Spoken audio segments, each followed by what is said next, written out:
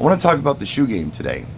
I have something very unique going on tomorrow where the client has requested the shoe game, and I'll talk about that in a minute. But before I get into that, the shoe game is something that I don't usually suggest that my clients do. In fact, I've never suggested that my clients do the shoe game. I'm not big on it. I don't know why. I think it's because I have some kind of phobia with stocking feet, so it freaks me out. That's a personal problem. But no, when I think about a standard wedding or standard wedding activities, I'm thinking about a grand entrance, perhaps a prayer if they're religious, cake cutting, toasts and speeches, and when would be best to have them, when would be best to have the cake cutting, and then we're looking at like a first dance, father-daughter, mother-son, maybe an anniversary dance, and maybe garden bouquet, although that's becoming kind of a dated tradition. A lot of people aren't doing it anymore. To me, that's a standard wedding. If people want more things than that, it usually looks more custom to me. I mean, every event I do is custom because I'm writing a Word doc for every event that I do. I don't have any forms I send out to fill out. I find out what their needs and wants are and customize it all in a Word doc. So up until recently, I didn't really have a standard shoe game go-to list. And when my clients request the shoe game, it's something that they've found online through a search about what to do at weddings or wedding activities. It comes up and they think to themselves, hey, this is kind of a nice thing. I don't mind doing it. But yeah, I always had to kind of, write a list. Now I have a standard one. If you go on some of these wedding sites, which I shall not name by name, I think the way the questions for the shoe game are worded aren't very good. It doesn't roll off the tongue very well. There's one in particular, and every question starts with, who is most likely to? Who is most likely to? That just doesn't roll off the tongue very well. So I've rewritten them where it sounds less scripted. And it sounds less like I have some kind of Tourette's tick where I keep saying, who is most likely to? I'm wondering a couple things. First of all, I'm wondering if, and this is just a question, there's no right or wrong answer, should I charge extra for the shoe game? I mean, when I think about a standard wedding, I have a set number of hours that I'm willing to play with one setup, one breakdown. It's for reception. And then, like I mentioned, certain things, that activities that I will facilitate for them, and back end will provide for them to do it. The shoe game is almost feels like an extra sometimes. And I know it's not hard to do, but yeah, if it's not standard, it's extra, isn't it? I'm wondering if I should charge for it. I don't know. Not everybody can pull it off well, I don't think. Some DJs out there who just don't have strong MC skills. I do. Maybe I should be compensated for it, right? Anyway, that being said, here's my situation tomorrow.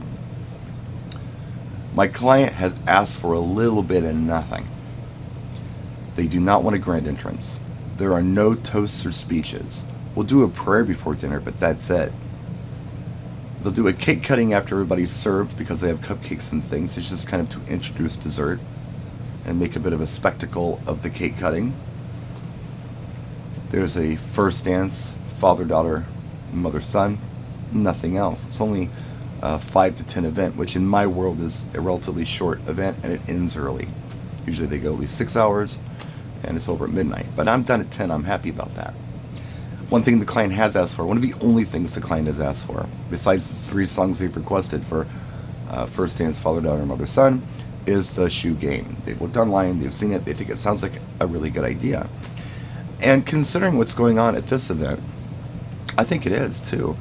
This is a Mormon wedding, Latter-day Saints. It's being held at the Church of Latter-day Saints. And I do have a really good friend who is Mormon, and I kind of understand, the culture a little bit just from being his friend and spending time with him and traveling with him. I've learned a lot. And what I always like to do is respect everyone's culture, especially if I'm there being a part of their event. So they want the shoe game, and I'm thinking about the shoe game list that I've made. And there may be some questions on there I shouldn't ask. I'd replace with something else. And the reason being is, and in their belief system, you're celibate until you're married. So I'm looking at my question list and I'm seeing things like, who talks the most? Fine. Who's the most organized? Who's the better cook? Who leaves the dishes piled up in the sink? Who takes more time to get ready in the morning? Well, if you're there and someone's getting ready in the morning, that might be suggestive. And, I was thinking, am I overthinking this? And I called my friend and I told him, this is what I'm thinking. Am I thinking right? He said, yeah, I think you are. I think they would appreciate it if you took care of a few of these little details so no one's uncomfortable. So how about changing it from who takes more time to get ready in the morning to simply who takes more time to get ready? No way, it's not specific. It could be before a date or something. It's vague. So I like that. I'm okay with that one. Who takes the longest showers? Maybe we don't do that one, so let's just delete it altogether. Who's a better driver? Safe. Who's more stubborn? Safe. Who's the biggest clean freak? Who stays up the latest? It's not bad. Maybe we should change that one to, which one of you is the night owl? How about that?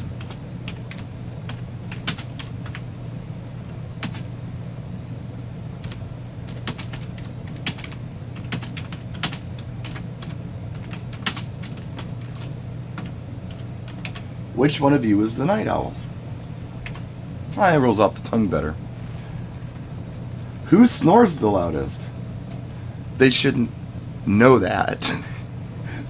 Or if they do, perhaps their guests who are there may not want to know that they know that. Who wakes up first? How about who's the early bird?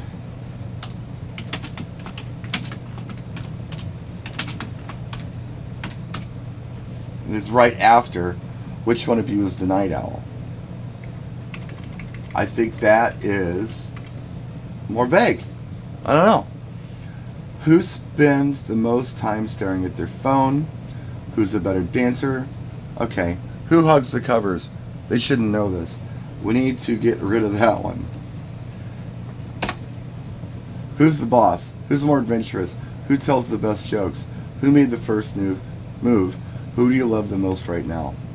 I'm a lot more comfortable with those little changes for the folks I'm performing for. Now, they didn't say, hey, can you make us a safe list for the shoe game?